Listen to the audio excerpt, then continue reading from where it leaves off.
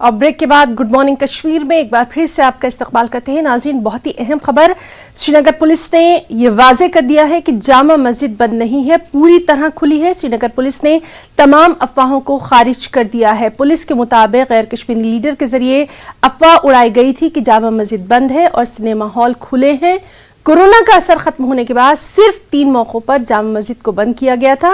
वाज़ेह है कि जम्मू कश्मीर में अरसे के बाद खुले सिनेमा हॉल और मल्टीप्लेक्स पर सियासत तेज हो गई है। MIM सदर अज़ुद्दीन ओवैसी ने इस मसले पर सवाल खड़ा किया था और कहा था कि सिनेमा हॉल तो खुले रहेंगे लेकिन जामा मस्जिद क्यों बंद है। इसी के ताल्लुक से तफसीलात हासिल करेंगे हमारे साथी रईस से। रईस, आपसे जानना चाहेंगे, पुलिस ने बिल्कुल वाज़ेह कह दिया है कि श्रीनगर की जामा मस्जिद बंद नहीं है, क्या कुछ है इसके ताल्लुक से आपके पास मजीद तफसीलात?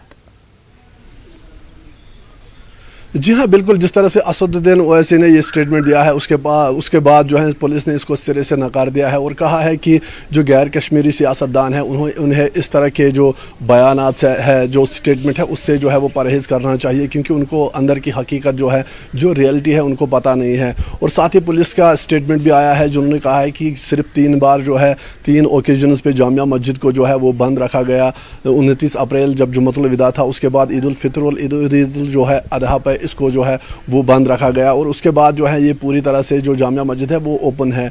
और वो भी तब जब यहाँ पे जो इंतज़ामिया कमेटी है जामिया की, जब उनसे कहा गया कि वो जो है जो भी अंदर होता है, जो भी यहाँ पे गतिविधियाँ होती हैं, उन पे नज़र रखे, तो उसके बाद ही जो है लॉ एंड ऑर्डर सिचुएशन को मेंटेन रखने के लिए जो है वो इस तरह का स्टेप उठाया गया। और दूसरी तरफ से जिस तरह से ओवैसी का स्टेटमेंट आया है, उसके बाद श्रीनगर पुलिस ने उसको जो है वो नकारा है और कहा है कि इस तरह के बयानात से जो गैर कश्मीरी सियासतदान हैं उन्हें परहेज़ करनी चाहिए।